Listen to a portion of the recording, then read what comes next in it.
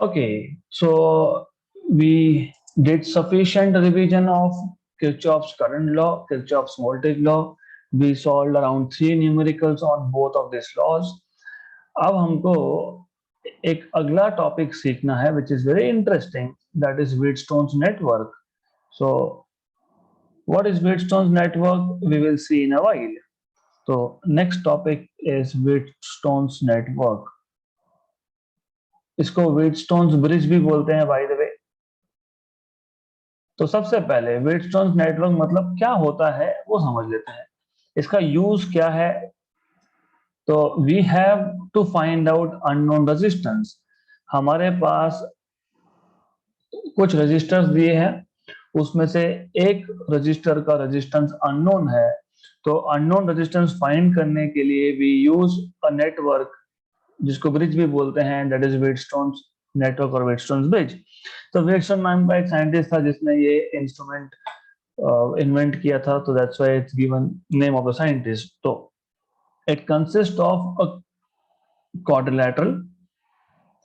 तो ये जो व्हीटस्टोन नेटवर्क है it is like a quadrilateral.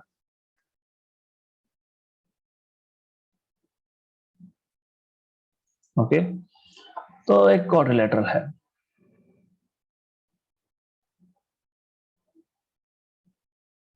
इस क्वाड्रिलेटरल के चारों आर्म्स पे एक एक रजिस्टर लगाया है। You have one register in each of these four arms, something like this. So you have resistance R1 over here, resistance R2 over here. अब R2 के सामने वाले को R3 बोलते हैं, ये याद रखना, दिस इज R3, क्योंकि अदरवाइज अगर आपने सिक्वेंशियली लिखते गए R1 R2 R3 R4 तो गलत हो जाएगा। तो ये याद रखना, this is important, R1 R2 R2 के सामने वाला R3 and then R4। Okay, तो ये एक क्वाड्रिलेटरल शेप में हमने एक ब्रिज बना लिया, एक नेटवर्क बना लिया A B C D, this is quadrilateral. अब हम दो डायगोनली अपोजिट पॉइंट्स के across we are going to connect EMF source via a की।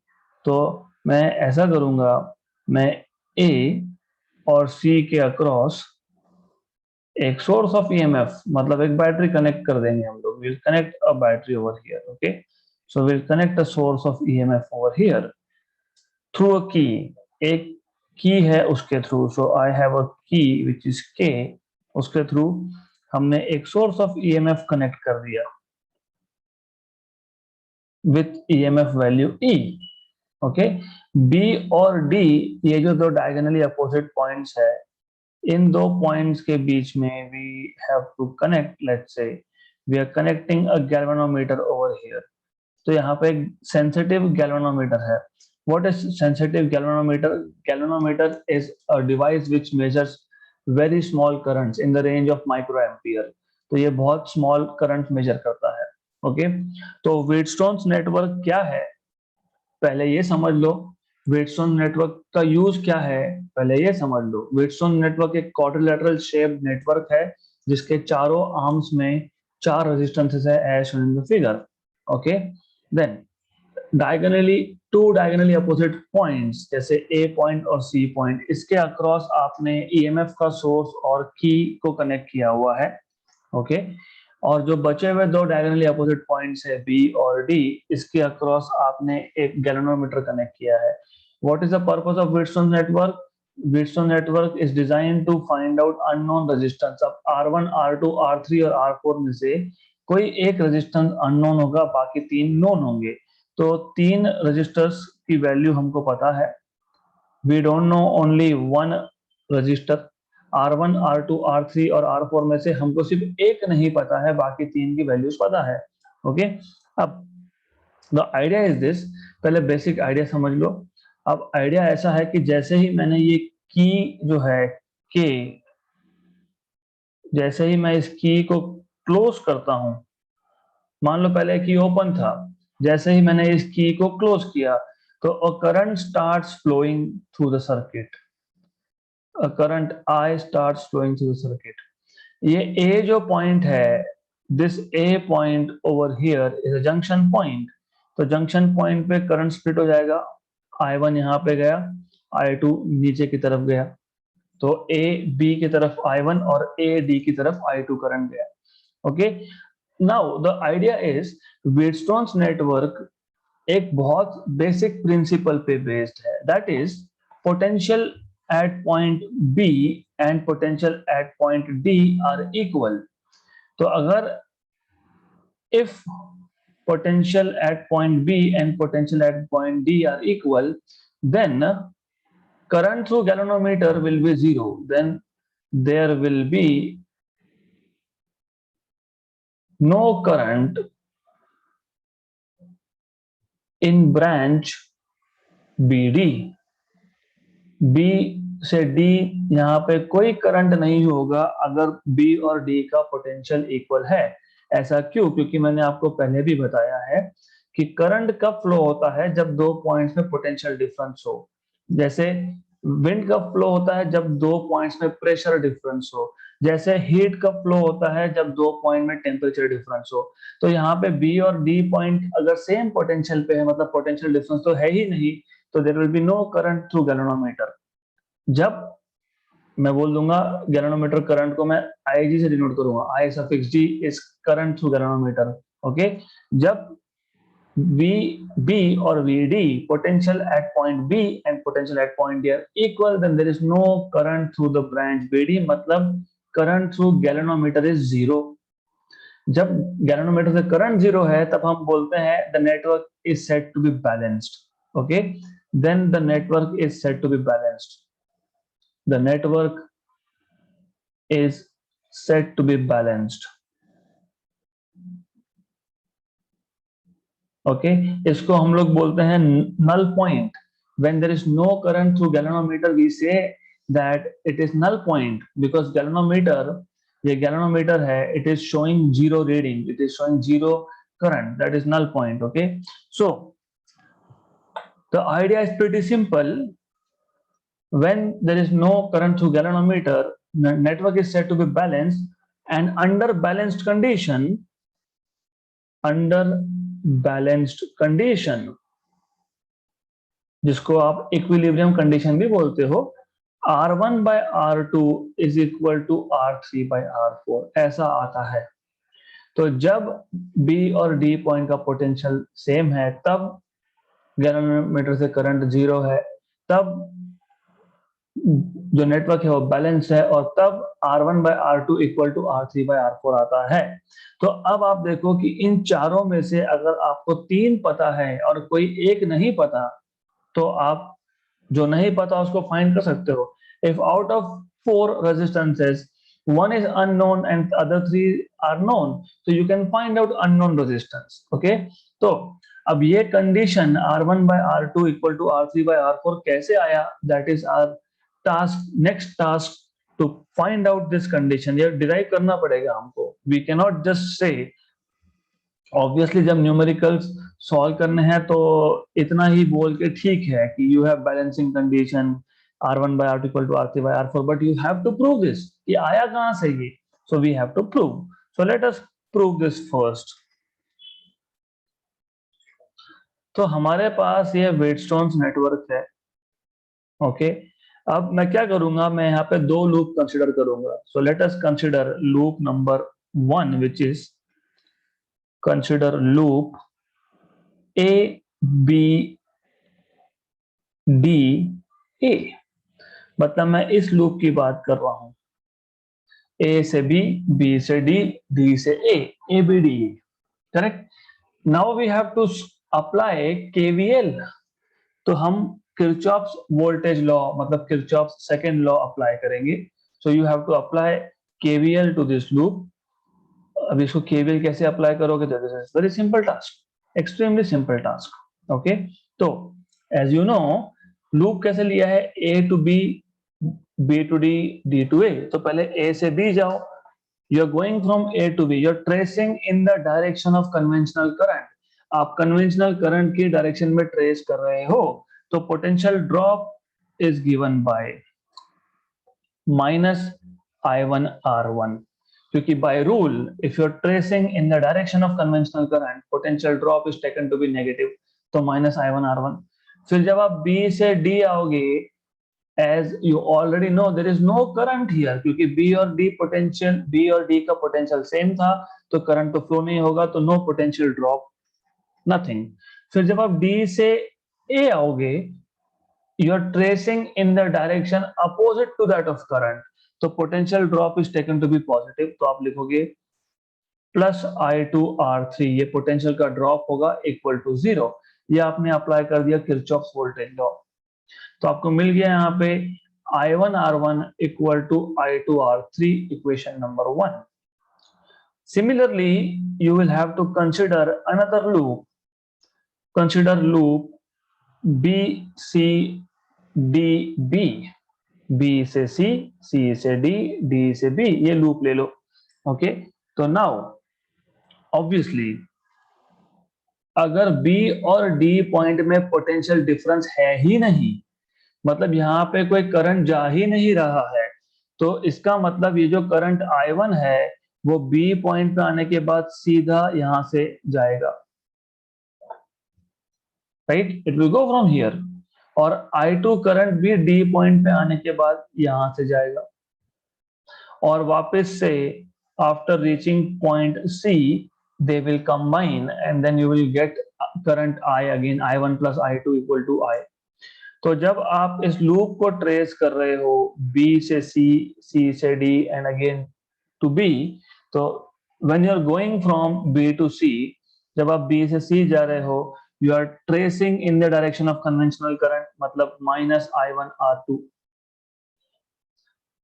जब आप C से D की तरफ आ रहे हो, you are going against the direction of conventional current, मतलब plus I2 R4 equal to 0, क्योंकि D to B यहाँ पे तो पोटेंशियल का ड्रॉप है नहीं, इसलिए therefore you will have I1 R2 equal to I2 R4, equation number 2।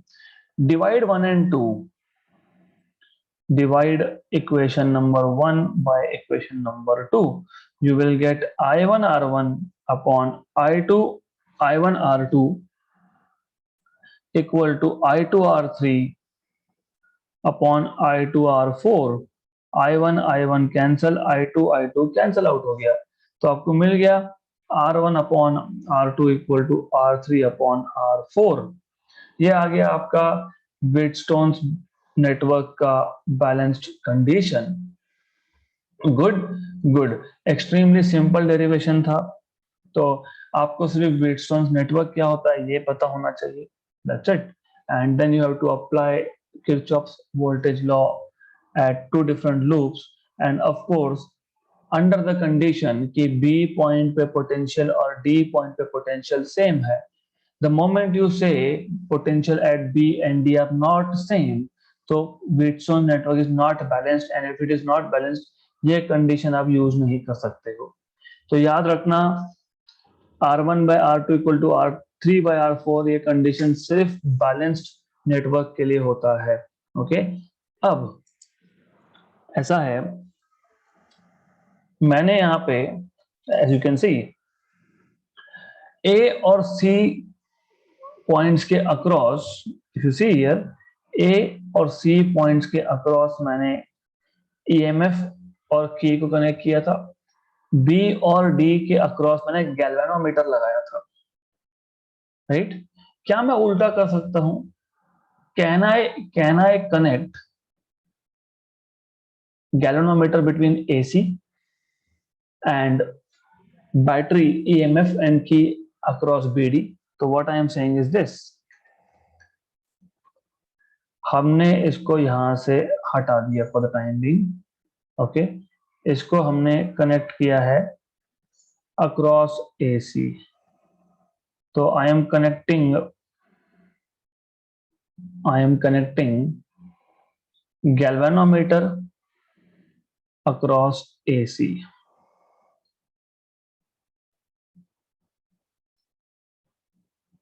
and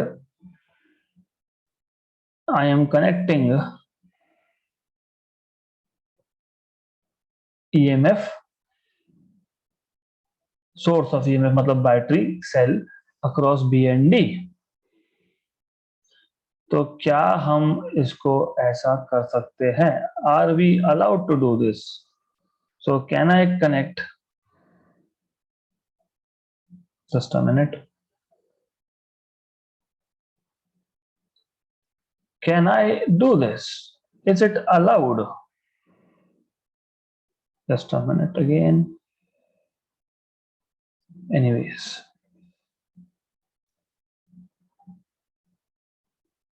okay. तो अगर हमने अक्रॉस बीडी, अभी डायग्राम समझ लेना, मैं बाद में रेक्टिफाई कर दूंगा, मैंने उल्टा कर दिया। पहले बी और डी के अक्रॉस गैल्वेनोमीटर था, अब ए और सी के अक्रॉस गैल्वेनोमीटर है। पहले ए और सी के अक्रॉस ईएमएफ सोर्स मतलब बैटरी लगाई थी, अब बी और डी के अक्रॉस हमने बैटरी लगाई है। अगर हमने ऐसा कनेक्शन चेंज कर दिए तो उस केस में भी balancing condition is still the same.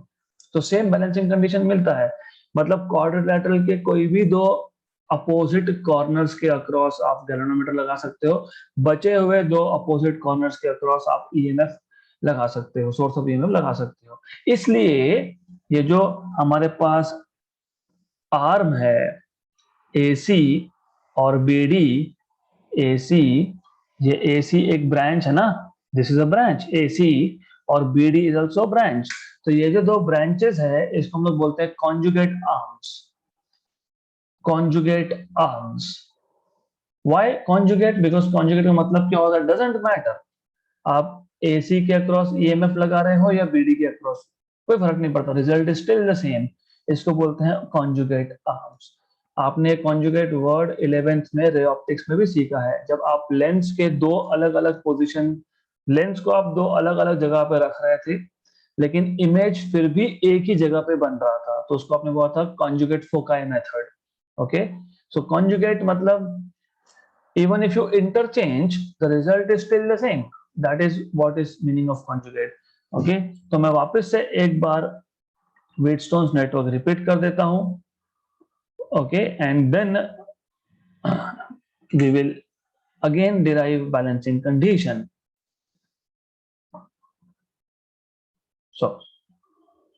so idea is pretty simple. idea is this कि सबसे पहले आपको पता होना चाहिए you have a quadrilateral। मैं पहले तो एक quadrilateral ड्रॉ ही कर देता हूं यहाँ पे,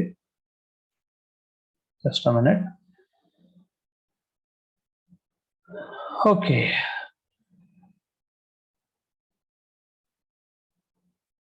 so you have a quadrilateral first of all, square होगा तो better, if it is a square better। so you have a quadrilateral something like this। okay, just a minute, I need to have good drawing, so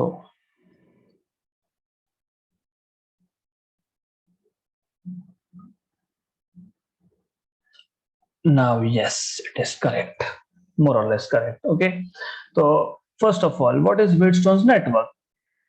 It is a quadrilateral with four resistances at the four sides of quadrilateral, four arms of quadrilateral। okay, तो यहाँ पे एक resistance है R1, यहाँ पे एक resistance है R2, R2 के सामने वाले को बोलते हो R3, नॉमेनक्लेचर ऐसा करते हैं उसका R3, और ये आता है R4। ओके, अब नामकरण कर देते हैं हम वर्टाइसेस का, A B C D। किसी भी दो वर्टेक्स के अक्रॉस आप सोर्स ऑफ ईएमएफ मतलब बैटरी कनेक्ट करो, किसी भी दो, you can connect across AC, you can connect across BD, as you wish, कोई फर्क नहीं पड़ता है। ओके, तो you can connect battery through a key across two diagonally opposite ends AC। so you are connecting battery across branch AC। तो यहाँ पे एक सेल लगा दूंगा, बैटरी लगा दूंगा, सोर्स ऑफ ईएमएफ लगा दूंगा, यहाँ पे की होगा। So you have a source of EMF plus minus. This is source of EMF E. You have a key K over here, right? Now across branch BD you have a galvanometer. तो यहाँ पे आपने एक galvanometer लगा दिया. What is galvanometer? As I told you, galvanometer is a device which measures very small current. Micro ampere की range में current measure करता है वो, और इवन स्मॉलर नैनो एम्पियर भी कर सकता है. और गैल्वेनोमीटर एग्जैक्टली गैल्वेनोमीटर क्या होता है, उसका कंस्ट्रक्शन कैसा है, उसका वर्किंग प्रिंसिपल कैसा है, it is part of next chapter. So you have to wait for that. Okay, so may be this chapter but in the upcoming lectures, so will see. ये जो आपने सोर्स ऑफ ईएमएफ लगाया है, it will drive a current I. ये circuit में current circulate कर देगा. उसमें से ए जंक्शन पॉइंट है, तो ए पे करंट स्प्लिट हो जाएगा. एक करंट जाएगा across A B which is I1, एक जाएगा across ID AD which is I2, right. The whole idea here is ये नेटवर्क क्यों यूज करना है, क्योंकि हमको अननोन रेजिस्टेंस फाइंड करना है. Okay, we want to find out unknown resistance. Now B and D, these are equipotential points. मतलब potential at point B and at point D are equal. अगर potential दो points में equal होता है, तो current does not flow through these two points. B से D या D से B current जाएगा नहीं. अगर आपके पास B पे potential ज्यादा होता, तो current flow होता from B to D. Because current always flows from higher potential to lower potential. अगर D पॉइंट पे पोटेंशियल ज्यादा होता, तो करंट फ्लो होता आपका D to B. Because the same reason, current always flows from higher potential to lower potential point. But यहाँ पे तो बेसिकली करंट है नहीं, क्योंकि पोटेंशियल सेम है. तो current through galvanometer is zero. When current through galvanometer is zero, this is said to be null point. Which null point? ये जो galvanometer में जीरो रीडिंग है, जीरो डिफ्लेक्शन है, उसको null point बोलते हैं. So whenever there is no current through the galvanometer, the network is said to be balanced. And since galvanometer shows zero reading, zero deflection, null deflection, उसको बोलते हैं null point. Okay, so there is no current through galvanometer. The network is said to be balanced. The network is said to be balanced. Okay, अब balanced condition में R1 upon R2 equal to R3 upon R4 मिलता है. Good.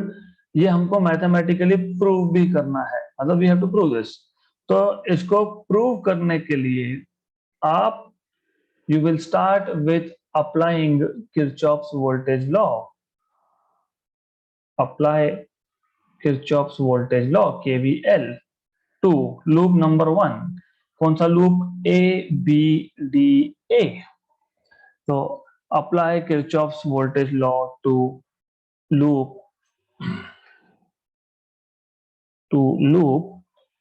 A B D A. Right. तो as you see कि जब आप A से B जा रहे हो, you are going in the direction of conventional current. मतलब potential drop must be taken negative, मतलब -I1 R1. फिर जब बी से डी आ रहे हो, then you are there is no current, there is no potential drop. When you are going from D to A, you are going against the direction of conventional current I2, so potential drop must be taken to be positive, right?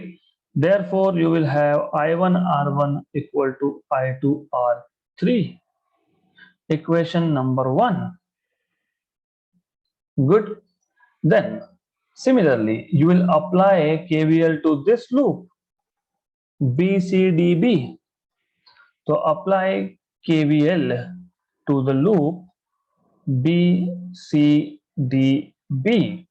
I will just copy that diagram over here on the next page so that you can refer to the diagram. Right. तो अब जब आप B से सी trace करोगे, by the way सबसे पहले तो current कितना है वो देख लो, क्योंकि बी और डी पॉइंट सेम पोटेंशियल है, एक भी पोटेंशियल है, तो बी से डी तो करंट फ्लो होगा नहीं। तो जितना करंट बी पे आ रहा है, कितना आ रहा है, आई वन आ रहा है, उतना का उतना I one current R two से जाएगा।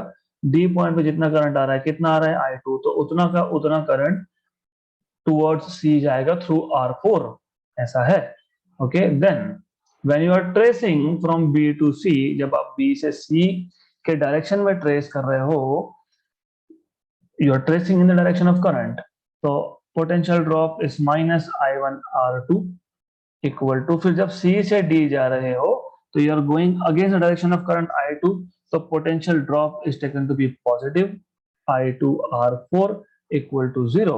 Therefore you will have I1 R2 equal to I2 R4, equation number 2. अब इक्वेशन 1 और 2 को डिवाइड कर दो, so divide equation number 1 by 2, तो आपको मिलेगा I1 R1 equal to I2 R3, I1 R1 यहाँ पे I2 R3 था, इक्वेशन 2 से डिवाइड कर रहे हो तो I1 R2 upon I2 R4 ऐसा आने वाला है। I1 कैंसिल होगा, I2 कैंसिल होगा, you will get R1 by R2 equal to R3 by R4. So you have balanced condition of a Wheatstone's network, right? Okay, now as I told you कि अगर आप सिर्फ ये जो galvanometer है ये बीडी की जगह पे एसी के अक्रॉस लगा देते हो, you can do that. Okay, और ये जो ईएमएफ का सोर्स है ये आप एसी की जगह पे बीडी के अक्रॉस लगा देते हो, तो still the result will be same, still result will be same. तो branches BD and AC are called as conjugate arm. तो मैं क्या करूंगा, मैं सिर्फ इतना करने वाला हूं, इसको उठा के यहां लिखने वाला हूं, डी को उठा के यहां लिखने वाला हूं, सी को उठा के यहां लिखने वाला हूं, and ultimately B will go here. तो आ गया, आ गया, बीडी के अक्रॉस आपने लगा दिया ईएमएफ, एसी के अक्रॉस आपने लगा दिया गैल्वेनोमीटर, तो result is still the same, doesn't matter, it's still the same. So hence branches BD and AC are called as conjugate arms. So if we connect galvanometer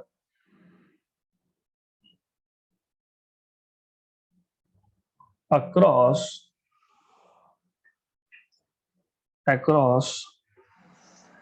AC instead of BD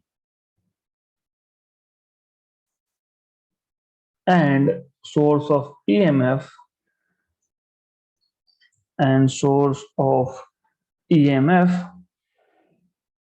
across BD instead of AC,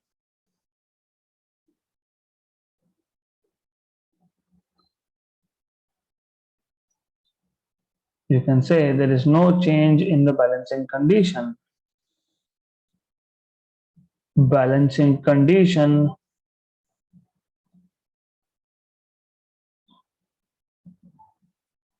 remains unchanged. So it remains the same. वही R1 by R2 equal to R3 by R4. Okay, so it's the same. तो इसलिए आप बोलते हो AC और BD जो branches है they are conjugate arms. Therefore branches AC and BD are called as conjugate arms. Right? Good. Okay, so now ये जो टॉपिक है इसमें बहुत सारा थियरी है जो मैंने यहाँ पे लिखा नहीं है। I will write after this rough notes, class के बाद जो मैं नोट्स अपलोड करता हूँ मैं उसमें थियरी नोट्स लास्ट में ऐड कर दूंगा। तो instead of writing theory here I will just put that notes at the last, मैं लास्ट में ये नोट्स डाल दूंगा, because there is a lot of theory to write. So and जितना इंपॉर्टेंट था इतना इंपॉर्टेंट था समझ के लेना। बाकी तो जो जो मैंने बताया कि बी और डी पॉइंट का पोटेंशियल सेम है, बैलेंसिंग कंडीशन है, करंट टू गैल्वेनोमीटर 0 होगा, फिर आप किरचॉफ वोल्टेज लॉ अप्लाई कर रहे हो, so on so forth. So that everything will be uploaded in the form of notes right after ये जो भी मैं लिख रहा हूँ इसी पीडीएफ में आखिरी के पेजेस में आ जाएगा। Okay, so that is what you have to do. Now हमको देखना है एप्लीकेशंस ऑफ व्हीटस्टोन नेटवर्क। जैसे मैंने आपको पहले ही बताया, application of Wheatstone network, as I told you initially कि हमको Wheatstone network unknown resistance find करने के लिए यूज करना है। तो जब हम Wheatstone network unknown resistance find करने के लिए यूज करते हैं, हम उसमें स्लाइट मॉडिफिकेशन लाते हैं। मतलब नेटवर्क वही है, there is no change in the network. Network तो ऐसा ही है, सिर्फ हम इसमें स्मॉल चेंजेस इंड्यूस करेंगे, छोटे छोटे चेंजेस इसमें इंट्रोड्यूस करेंगे, और वही व्हीटस्टोन नेटवर्क का हम लोग प्रिंसिपल अप्लाई करेंगे, और that is called as metre bridge. इसको बोलते हैं मीटर ब्रिज। इसको मीटर ब्रिज क्यों बोलते हैं? क्योंकि मैं ड्रॉ करने वाला हूं फिगर, क्योंकि हम लोग यहाँ पे 1 मीटर का वायर यूज करते हैं, तो इसलिए मीटर ब्रिज। और हम इसको बोलते हैं व्हीटस्टोन मीटर ब्रिज, क्योंकि ये व्हीटस्टोन नेटवर्क के प्रिंसिपल पे बेस्ड है, hence it is also called as Wheatstone's meter bridge. तो first application of Wheatstone's network is meter bridge, which is also called as Wheatstone's meter bridge. It is called as meter bridge because you are going to use, आप लोग 1 metre लंबा wire use करोगे, okay, and it is called as Wheatstone's metre bridge, क्योंकि ये Wheatstone's network के principle पे based है। मतलब बैलेंसिंग कंडीशन ऑब्टेन करनी पड़ेगी पहले हम लोगों को। ऑलराइट, सो नाउ सबसे पहले इसका कंस्ट्रक्शन समझ के लेते हैं। तो let us see how it looks like, because that is what is important. So first of all, it contains two L-shaped copper strip. यहाँ पे 2 L-shaped copper strips है, तो I am going to draw L-shaped copper strip over here.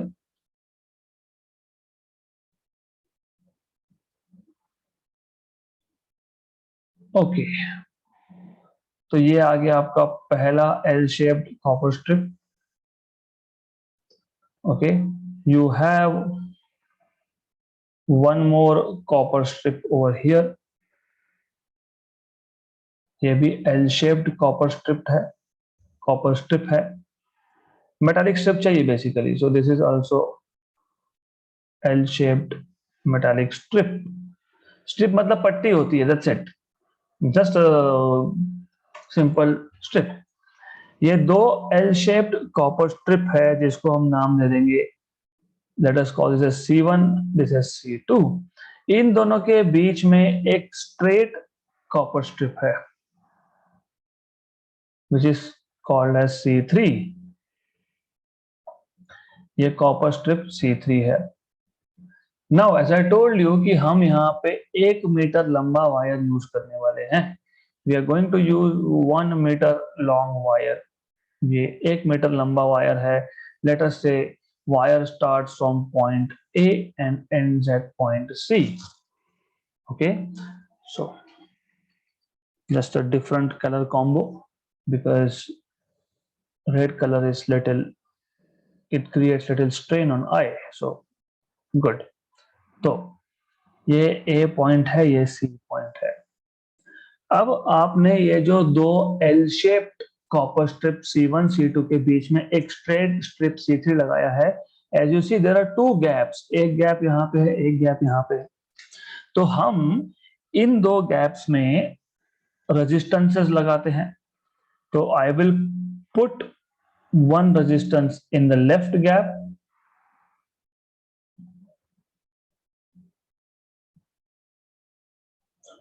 and 1 resistance in the right gap।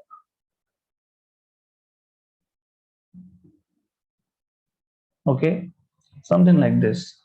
Normally left gap में जो unknown resistance होता है, जो resistance आपको फाइंड करना है, नॉर्मली वो लेफ्ट गैप में लगाया जाता है, इसको बोल देंगे x because it is unknown.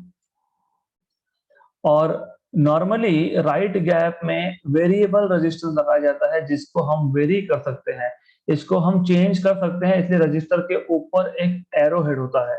तो आप क्या करते हो, जिस रेजिस्टेंस की वैल्यू को आप चेंज कर सकते हो, ओके, अगर मुझे ऐसा दिखाना है कि मेरे पास ये एक रजिस्टर है जिसकी वैल्यू को मैं चेंज कर सकता हूं, तो रजिस्टर के ऊपर एक एरो दिखाना पड़ता है आप लोगों को, you show arrow, which means this is variable register, this is not fixed register. That is where I feel 11 standard आपका मिस नहीं होना चाहिए था, क्योंकि वहां पे आपको समझ में आ जाएगा कि जैसे कलर कोडेड रजिस्टर होते हैं, कलर कोडिंग, इस कलर के लिए ये वैल्यू, उस कलर के लिए वो वैल्यू, तो those are resistors of fixed value, those are resistors whose value can not be changed. Okay, तो यहाँ पे ये वेरिएबल रजिस्टर है, जैसे रियोस्टैट होता है, तो आप जब भी एक्सपेरिमेंट करोगे, प्रैक्टिकल्स करोगे, तो आप रियोस्टैट यूज करोगे। ओके, सो एनीवेज, तो अब द आइडिया इज कि ये जो मिडल स्ट्रिप है C3, यहाँ पे बीच में एक पॉइंट है बी पॉइंट। अब बी पॉइंट से हम एक वायर निकालते हैं और उसको एक गैल्वेनोमीटर कनेक्ट करते हैं। So we connect a galvanometer, okay, and just a minute, थोड़ा सा मुझे इसको कंजेस्टेड नहीं होने देना है, तो I have to increase this little bit. Okay, no issues, now it is just fine, good.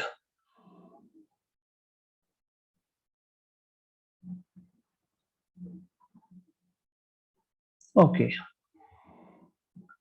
तो ये बी पॉइंट से आप एक वायर निकालोगे।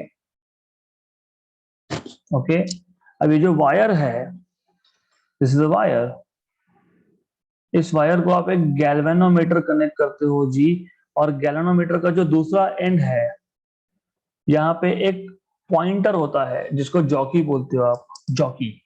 ओके, पॉइंटर, मेटालिक पॉइंटर होता है, जैसे आपका आपका ये पेन का पॉइंटर है, यू सी पेन का जो पॉइंटर है, निब है, ओके, ऐसा एक पॉइंटर होता है, उसको आप बोलते हो जॉकी। तो गैल्वेनोमीटर का एक एंड वायर के थ्रू बी पॉइंट पे कनेक्टेड है, दूसरा एंड जो है वो स्लाइडर है, वहां पे जॉकी है विच कैन मूव, वो आप अलग अलग पॉइंट पे टच कर सकते हो, right. Now here starts the comparison of Wheatstone's network with metre bridge. यहां देखो, ए और बी, इन दोनों पॉइंट्स में जो रेजिस्टेंस है उसको बोला था R1, करेक्ट। कंपेयर, ये पॉइंट ए है तो ये पॉइंट भी ए होगा, क्योंकि पोटेंशियल इज सेम, तो ये पॉइंट भी ए है। मतलब ये जो रेजिस्टेंस X है, ये ए और बी के बीच में आ गया, मतलब ये हो गया आपका R1, right, this is R1। Similarly B point और सी पॉइंट के बीच में रजिस्टर R2 है, रेजिस्टेंस R2 है, तो ये बी पॉइंट है, ये सी पॉइंट है, ओके। तो नीचे सी मतलब यहाँ पर भी सी, बिकॉज पोटेंशियल इज सेम, क्योंकि ये मेटल है ना, मेटल के ऊपर वायर माउंट कर दिया, इसका मतलब इस पूरे मेटल स्ट्रिप पे हर जगह पे पोटेंशियल सी होगा। मैंने यहाँ पे पोटेंशियल देखा तो भी सी, मैंने यहाँ पोटेंशियल देखा तो भी सी, मैंने यहाँ पोटेंशियल देखा तो भी सी। मतलब ये जो वेरिएबल रजिस्टर है R, it is R2 in reality, between B and C. अब हम क्या करेंगे, अब हम ये जो वेरिएबल रजिस्टर है R2, इसको सेट करेंगे पहले, फिर ये जो गैल्वेनोमीटर का जॉकी है इसको ए पॉइंट पे टच करेंगे और गैल्वेनोमीटर का करंट रीडिंग मेजर करेंगे। मान लो गैल्वेनोमीटर करंट रीडिंग आया 2 एम्पियर, 2 माइक्रो एम्पियर मान लो। फिर मैंने क्या किया, फिर गैल्वेनोमीटर का जो जॉकी है, फिर मैंने सी पॉइंट पे टच किया, मुझे मिल गया 5 माइक्रो एम्पियर। ओके, ए पॉइंट पे टच किया तब तो 2 माइक्रो एम्पियर, सी पॉइंट पे टच किया तो 5 माइक्रो एम्पियर। तो आपका एक्सपेरिमेंटल सेटअप, ये जो इंस्ट्रूमेंट है वो रेडी नहीं है, it is not ready to perform experiment. क्यों नहीं है? Because as I told you, it is important to have null point, zero point मिलना चाहिए। जीरो जाएगा कैसे? ए पॉइंट पे 2 माइक्रो एम्पियर का करंट है, सी पॉइंट पे 5 है, तो मैं जब ए से सी जॉकी को कहीं भी टच करूंगा, if I touch this jockey between A and C, you will get some reading between 2 and 5, या 3 मिलेगा, 3.1 मिलेगा, 3.2 मिलेगा, 4.1 मिलेगा, 4.11 मिलेगा, जीरो नहीं मिलेगा। तो इसका मतलब क्या है? इसका मतलब ये है कि जब आप जॉकी को ए और सी पॉइंट पे टच कर रहे हो, तो सबसे पहले आपको deflection in the galvanometer zero के अपोजिट साइड्स पे मिलना चाहिए। एक नेगेटिव रीडिंग मिलना चाहिए, एक पॉजिटिव मिलना चाहिए। नहीं मिल रहा था। फिर ये रजिस्टर आर जो है ये वेरिएबल इसी के लिए रखा है कि अब आप ये R2 की वैल्यू को चेंज करो, वेरी करो, वेरिएबल रजिस्टर है, चेंज करो। चेंज करने के बाद फिर आप वापस से ये जॉकी को ए पॉइंट पे टच करो, मान लो आपको मिल गया -1 माइक्रो एम्पियर। फिर आप इसको सी पॉइंट पे टच करो, मान लो आपको मिल गया +1 माइक्रो एम्पियर। +1 या +2 या +5 या +10 जो भी होगा, प्लस में होगा। मतलब now deflection in the galvanometer when you touch at two opposite ends of wire A and C, it is opposite. A पे -1, C पे +2। तो now your experiment is ready, your instrument is ready. Okay? अब क्या करेंगे फिर? अब ऐसा करेंगे, ये जो गैल्वेनोमीटर का जॉकी है, इसको अलग अलग पॉइंट पे टच करते आएंगे। ओके, और एक पॉइंट ऐसा मिल ही जाएगा हमको, मान लो एक ऐसा पॉइंट हमको मिल गया जहां टच करने के बाद गैल्वेनोमीटर शोज जीरो रीडिंग। मतलब ये पॉइंट आ गया आपका डी, रिमेंबर ये डी पॉइंट आ गया, राइट। R1 R2 तो हम आइडेंटिफाई कर ही चुके हैं, लेकिन R3 R4 अभी तक किया नहीं। तो अब R3 R4 कर सकते हो, क्योंकि first job is to find out null point. D point is null point, क्योंकि डी पॉइंट पे टच करने के बाद गैल्वेनोमीटर में करंट जीरो हुआ है, विच मीन्स इसका मतलब ये होता है कि जो ये वायर है ए से डी, वायर का जो इतना पार्ट है, देखो वायर किससे बना होगा? मेटल से बना होगा, मेटल का खुद का रेजिस्टेंस होता है। तो ये जो एडी पार्ट ऑफ वायर है, इसका जो भी रेजिस्टेंस होगा उसको मैं बोल दूंगा R3। तो वायर का जो मटेरियल है उसका जो रेजिस्टेंस है that is R3। Similarly D से सी, इस वायर के पार्ट का जो रेजिस्टेंस है दैट इज R4। अभी R3 R4 कैसे निकालते हैं मैं बताता हूं। अब हम करते क्या है, सबसे पहले ये जो AC वायर है जो 1 मीटर लॉन्ग है, मतलब 100 सेंटीमीटर लॉन्ग है, इसके एग्जैक्टली नीचे, मतलब वायर के एग्जैक्टली नीचे एक स्केल होता है यहाँ पे। So there is a scale mounted, इसके एग्जैक्टली नीचे एक स्केल लगा के ही रखा है हम लोगों ने। ओके, तो स्केल लगा के रखा है आप लोगों ने। तो स्केल यहाँ से 0 से स्टार्ट होगा और आपको 100 सेंटीमीटर तक का रीडिंग देगा। ओके, मतलब मुझे अगर डी पॉइंट का लोकेशन फाइंड करना है, और मान लो यहाँ पे डी पॉइंट के लिए रीडिंग आ रहा है 25 सेंटीमीटर, मतलब आपको पता है कि एडी इस पार्ट का लेंथ है 25 सेंटीमीटर। तो there is a scale which is mounted right below wire. Okay, लेकिन एक चीज मैंने दिखाई नहीं जो दिखानी चाहिए थी, ऑब्वियसली करंट कहां से आएगा? अरे आपने ईएमएफ का सोर्स लगाया ही नहीं, कहां लगाया? लगाया क्या मैंने? Did I, am I showing you anywhere here EMF? नहीं, दिखा देते हैं। ईएमएफ कहां कनेक्ट किया था आपने? Across AC, across AC. तो आप क्या करोगे, ये ए पॉइंट से नीचे नल पॉइंट कब? जब करंट होगा तब। करंट कब होगा? जब ईएमएफ होगा तब। तो ईएमएफ सोर्स तो दिखाओ, वो दिखाना रह गया था, अभी दिखा देते हैं। तो यहाँ पे आप एक सोर्स ऑफ ईएमएफ लगाओगे E, यहाँ पे एक की लगाओगे K, और यहाँ पे एक रियोस्टेट लगाओगे। अभी रियोस्टेट का यूज क्या है, we don't have to go into details of it. Rheostat नहीं भी दिखाया तो चलेगा, it is not required that you show rheostat, but there is a rheostat here. तो ये आ गया आपका plus minus source of EMF, ये आ गया आपका की के, और ये आ गया आपके पास रियोस्टेट आर एच, इसको आर एच से डिनोट करते हैं। और ये जो सी पॉइंट से कनेक्शन निकलेगा वो सीधा यहाँ पे आके टच करेगा रियोस्टेट को। It is something like this. Okay, तो कंपैरिजन हो गया। कंपैरिजन करना जरूरी था कि व्हीटस्टोन्स मेटर ब्रिज कैसे, ये व्हीटस्टोन्स नेटवर्क है, so metre bridge is network. Okay, the challenge is R1 तो हमको फाइंड करना है, X तो हमको फाइंड करना है, R2 तो वेरिएबल रजिस्टर है, हम सेट करेंगे वैल्यू, मैंने बताया आपको अभी। Challenge is to find out R3 and R4। ये जो R3 रेजिस्टेंस था उसको कैसे फाइंड करेंगे, that is the biggest challenge. तो as you remember in physics आप बहुत जगह पे डेंसिटीज ऐसा कुछ डिफाइन करते हो, जैसे how much is charge per unit length, एक मीटर में कितना चार्ज, है ना, करेक्ट। एक मीटर में कितना मास, मास डेंसिटी, है ना। मेरे पास 10 मीटर का वायर है, टोटल मास 20 किलोग्राम है, तो एक मीटर में 2 किलोग्राम है।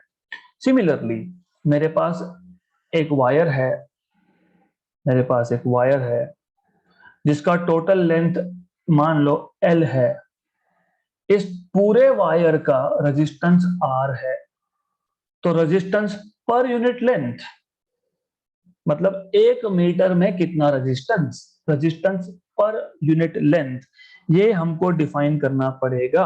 क्यों डिफाइन करना पड़ेगा, you will understand in next few seconds. इसको मैं बोल दूंगा सिग्मा। तो sigma is how much is the resistance पर मीटर ऑफ वायर, जैसे मैंने बताया हर एक मीटर में कितना किलोग्राम, हर एक मीटर में कितना चार्ज, वैसे ही हर एक मीटर में कितना resistance, that is resistance per unit length. तो रेजिस्टेंस पर यूनिट लेंथ क्यों डिफाइन किया, you will understand in a while. This is resistance per unit length.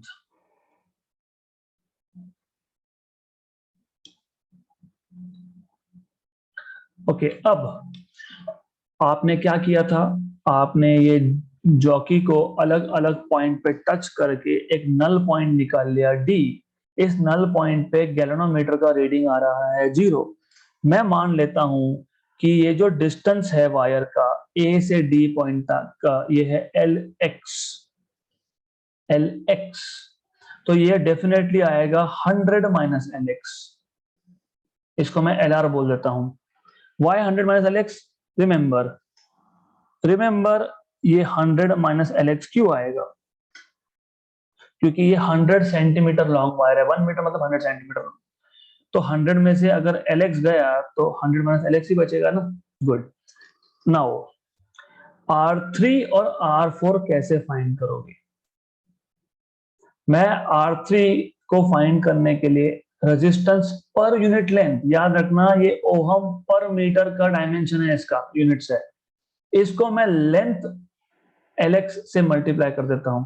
तो R3 निकालने के लिए मैंने एक मीटर में कितना रेजिस्टेंस है वो देखा, उसको मैंने AD इतने वायर के लेंथ से मल्टीप्लाई कर दिया। तो डायमेंशंस देखो, ohm per metre is sigma और LX is metre, cancel cancel मतलब आ गया ओहम, यस। तो R3 जो वायर है, रेजिस्टेंस जो है R3 of wire AD, it is resistance per unit length multiplied by length, sigma LX। Similarly R4 आएगा sigma 100 minus LX, क्योंकि मैंने इसको LR बोला है, ये जो D से C पार्ट है वायर का उसका लेंथ LR है, लेकिन LR 100 माइनस LX है, इसलिए। नाउ क्योंकि गैल्वेनोमीटर से 0 करंट था तो आप बोलोगे balancing condition R1 by R2 is equal to R3 by R4। R1 तो X है, वो फाइंड करना है। R2 तो वेरिएबल रजिस्टर R है जो मैंने ही सेट किया था, हम लोगों ने सेट किया है वो। R3 ये सिग्मा LX है, R4 ये सिग्मा 100 माइनस LX है, कैंसल कैंसल, गुड। तो now you were supposed to find out x, तो x आएगा LX upon 100 minus LX into R। Remember R variable resistor था, हमने सेट किया था। रिमेंबर ये LX जो है, जो नीचे स्केल लगा के रखा है मैंने, the one in the blue, वो जो स्केल लगा के रखा है उस पर रीडिंग्स है, तो LX आपको वो रीडिंग से मिल जाएगा, स्केल से मिल जाएगा। तो आपको LX मिल गया तो आपको 100 माइनस LX भी मिल जाएगा, मतलब ये पूरा फैक्टर मिल जाएगा। ये तो नोन ही है, तो आपको अननोन रेजिस्टेंस X की वैल्यू मिल गई। तो this is how you apply principle of Wheatstone's network on Wheatstone's meter bridge. That's all about Wheatstone's meter bridge and Wheatstone's network. इतना ही पता होना चाहिए था। So for today we will stop here. In the next session मैं वापस से एक बार Wheatstone's meter bridge in detail पढ़ा के दूंगा। Exactly हम समझ के लेंगे कि कैसे Wheatstone's meter bridge ये Wheatstone's network का ही रेप्लिका है, उसी का ये एप्लीकेशन है। ओके, तो आज आपका काम ये रहेगा कि कम से कम Wheatstone's नेटवर्क आप अच्छे से पढ़ोगे, क्योंकि वो अच्छे से समझेगा तो यहाँ पे मीटर ब्रिज अच्छे से समझेगा, मीटर ब्रिज अच्छे से समझेगा तो जेई नीट सीईटी के क्वेश्चन सॉल्व हो पाएंगे। Okay, so I will stop here for today, will continue with more in the next session.